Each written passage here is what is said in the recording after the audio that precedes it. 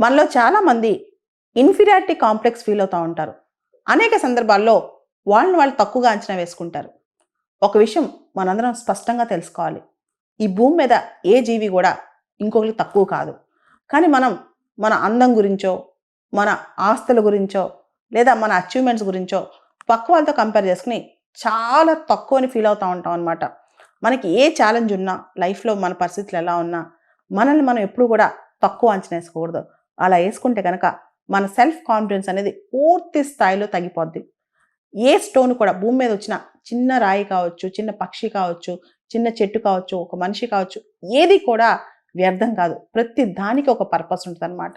నువ్వు కాదనుకున్న రాయే ఒకనాటికి మూల రాయి అవుతుందని చెప్తుంటారు. అంటే నువ్వేదైతే రాయి వేస్ట్ రాయి అనుకుంటావో, అదే ఫౌండేషన్ స్టోన్ అయ్యే అవకాశం కూడా ఉంటదనమాట.